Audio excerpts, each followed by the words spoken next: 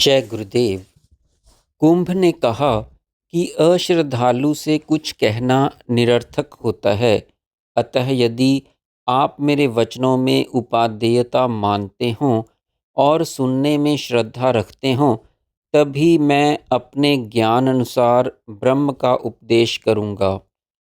श्रद्धा और विश्वास पूर्वक वचनों को ग्रहण करने का वचन देने पर सर्वप्रथम कुंभ ने राजा से मिलते जुलते दो आख्यान सुनाए। पहला, एक श्री संपन्न सब कलाओं का ज्ञाता, अस्त्र विद्या में निपुण, अत्यंत व्यवहार कुशल पुरुष था, जो अपनी धुन का पक्का था। जो संकल्प करता उसे पूरा करके ही छोड़ता था। वह दीर्घ काल तक घोर तप तथा अथक प्रयत्नों से मिलने वाली चिंतामणि को प्राप्त करने का संकल्प करके तप में लग गया। उद्योगी पुरुषों के लिए कौन सी वस्तु सुलभ नहीं है। अकिंचन भी कष्ट की परवाह न करके अपनी बुद्धि के सहारे कार्य में प्रवृत्त होकर सतत उद्यमशील रहें, तो उसे अपने अभीष्ट को निर्विघ्न संपन्न करने की शक्ति प्राप्त हो जाती है।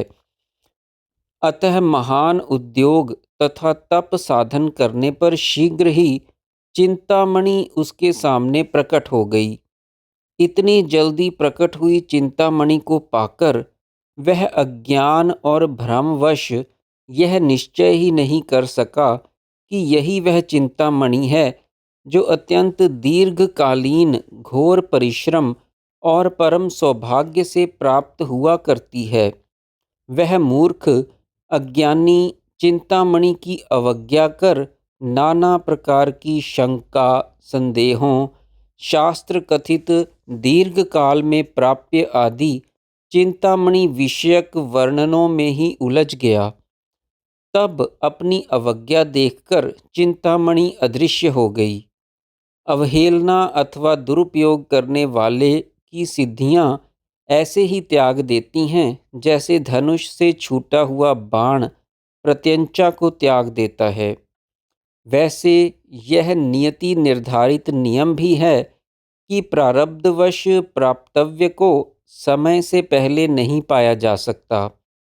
उस दुर्बुद्धि ने उस प्राप्त चिंतामणि को ग्रहण ना करके उपेक्षा पूर्वक उसे खोकर पुनः साधना और तपस्या आरंभ कर दी। क्योंकि अटल निश्चय वाले कभी अपने कार्य से उद्विग्न और विरत नहीं हुआ करते। दीर्घ काल के पश्चात उसे एक अत्यंत सुंदर चमकीला कांच का टुकड़ा मिला, जिसे वह चिंतामणि मानकर घर ले आया।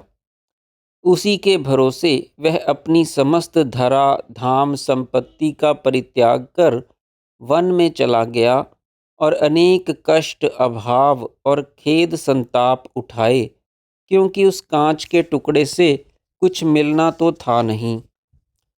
दूसरा आख्यान, विंध्यगिरि के किसी वन में यूथपतियों का भी राजा एक अत्यंत दीर्घकाय, चमकीले, सुदृढ़, दो विशाल दांतों वाला बलवान गजराज था।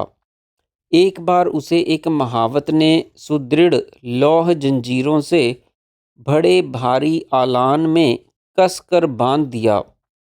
बंधन में महाकष्ट झेलते उसे कई दिन बीत गए। तब वह भीषण यंत्रणा भोगता हुआ धैर्यशाली गजराज अत्यंत उद्विग्न होकर चिंघाड़ने लगा और अपना पूरा बल लगाकर लोहे की जंजीरों को तोड़ डाला। महावत दूर से ही छिपकर गजराज द्वारा जंजीरों का तोड़े जाना देख रहा था। हाथी का बंधन टूट जाने पर वह भागकर एक ताड़ के वृक्ष पर चढ़ गया और हाथी को अंकुश से वश करने के लिए वहीं से हाथी के सिर पर कूदा, पर लक्ष्य चूक जाने से वह सिर के बजाय हाथी के ठीक सामने भूमि पर जा गिरा। तिर्यक योनि में भी प्रकाशमान एवं विशुद्ध गुणों से युक्त साधु स्वभाव वाले जीव देखे जाते हैं। ऐसे ही इस हाथी ने अपने सामने पड़े शत्रु को नहीं मारा, उसे वहीं पड़ा छोड़कर वह जंगल में चला गया। कुछ समय बाद उस महावत ने उसी हाथी को एक बड़े वृक्ष के नीचे विश्राम करते देखा, तो पहली शत्रुता का स्मरण करके उसने वहीं आसपास कहीं एक गड्ढा खोदकर उसे घास फूस और पत्तों से अच्छी तरह ढक दिया। एक दिन उस जंगल में निश्चिंत घूमता हुआ वह असावधान हाथी उस गड्ढे में जा गिरा और महावत ने उसे फिर से जकड़ लिया। जो मनुष्य मूर्खतावश अपने वर्तमान क्रिया कर्मों के द्वारा आगामी काल का शोधन नहीं करता और बद्ध हुआ भी बंधन रहित होने की मूर्खता में बंधा रहता है, उससे छूटने का प्रयत्न नहीं करता, वह गजराज की तरह ही पुनः पुनः भवकूप में गिरकर बंधन में बंधता है। मूर्खता तथा अज्ञान ही समस्त दारुण दुखों का मूल है। इससे जैसे जैसे दुख प्राप्त होते हैं, वैसे भीषण आपत्तियों में फंसने से, वृद्ध अवस्था में रोगों से तथा मृत्यु से भी प्राप्त नहीं होते। मूर्खता दुख रूप है। राजा ने इन कथाओं का स्पष्टीकरण करने की प्रार्थना की, तो कुंभ के रूप में चुडाला ने बताया कि शास्त्रार्थ कुशल किंतु तत्व ज्ञान में मूर्ख चिंतामणि के साधक आप ही हैं। अकृत्रिम सर्वस्व त्याग या वैराग्य ही चिंतामणि है, जो समस्त दुखों का अंत करने वाली है।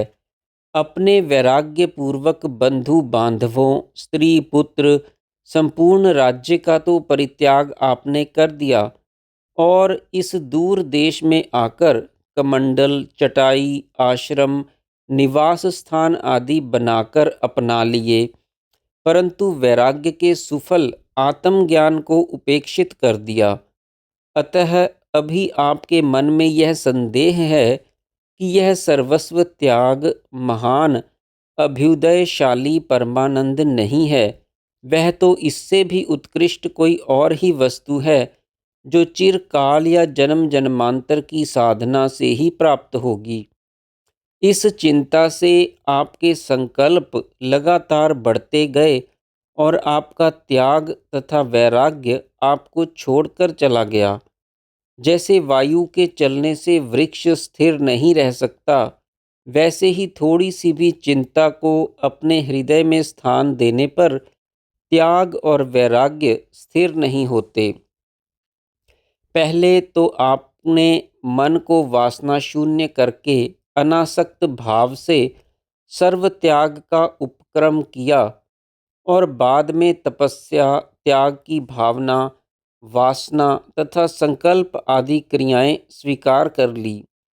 वैराग्य, आसक्ति तथा संकल्पों की त्याग रूपी चिंतामणि की उपेक्षा करके आपने वनवास के गुण दोषों की जानकारी ना होने वालों के लिए बंधन से भी अधिक कष्टप्रद वनवास और तप के संकल्प रूपी कांच का टुकड़ा अपना लिया है। आपको मिला है यह कांच और आप समझ रहे हैं इसे चिंतामणि।